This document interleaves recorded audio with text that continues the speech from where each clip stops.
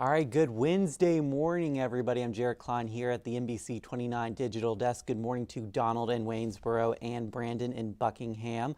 I see that you guys are watching on this hump day here on NBC29 Facebook page. Let's take a look at the top stories you guys are clicking on over on NBC29.com. Coming in at number one, Charlottesville police making arrest in a Harris Street shooting case. This was back in February. We'll get to that story in just a moment. At number two, a large bird migration expected in Virginia Thursday evening.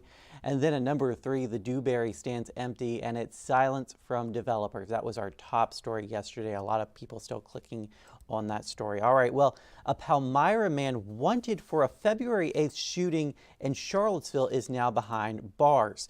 40-year-old Demetrius Brown was arrested in Albemarle County yesterday.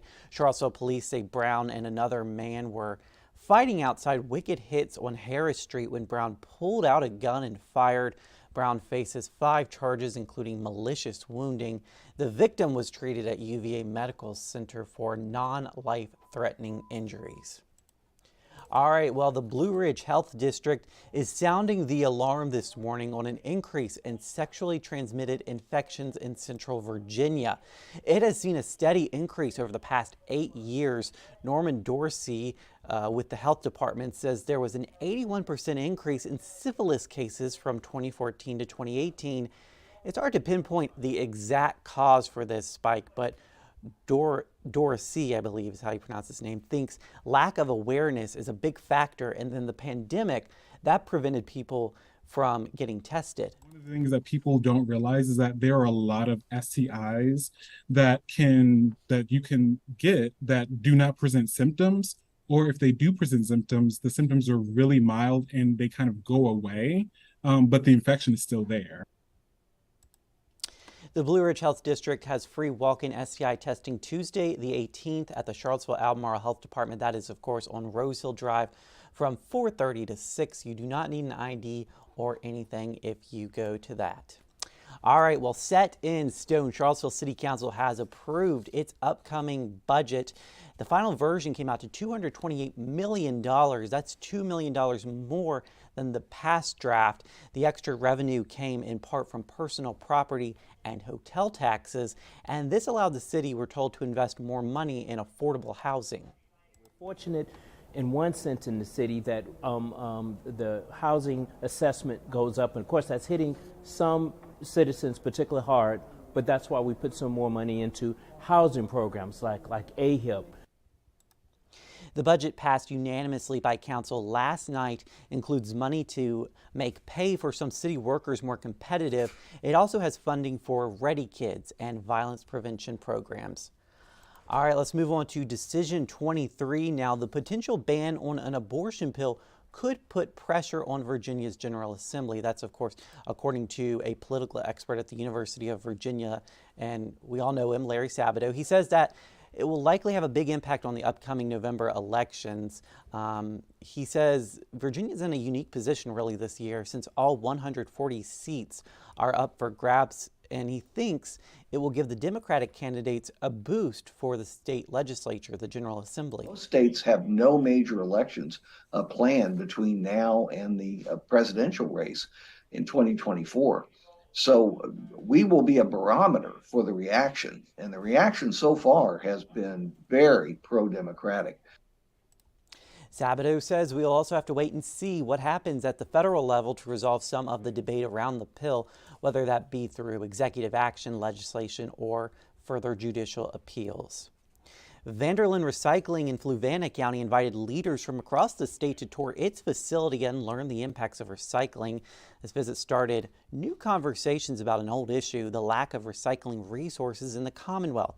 Virginia is the second largest importer of waste in the nation. See it all together, because you realize how much metal and wood and fabric and foam we're producing in the world and all the different things that we could be using for instead. Vanderlyn Recycling is hoping these discussions move Virginia's recycling efforts forward, especially in their own communities. And finally this morning, a Willow Tree app helping Meals on Wheels better serve its clients is up for a big award. The app has been nominated for a Webby, and the goal with this nomination is to get the app more recognition and potentially take it national so Meals on Wheels across the U.S. can use it.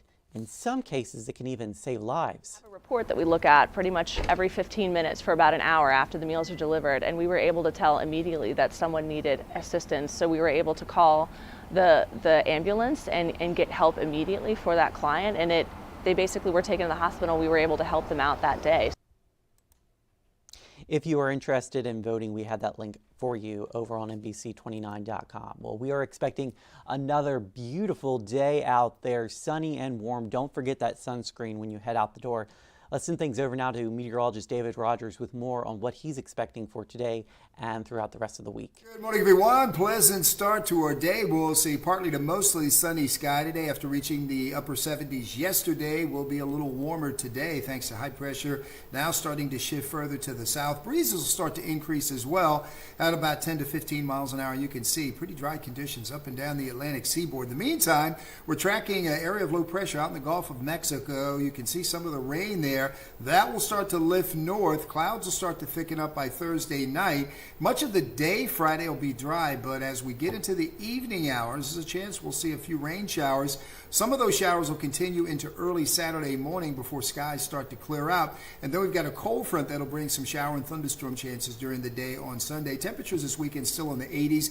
Early next week, behind that cold front, though, we'll see the jet stream taking a dip across the mid-Atlantic, and we'll see more seasonal temperatures return with plenty of sunshine early next week. That's a quick look at your forecast for now. Have a great and safe day.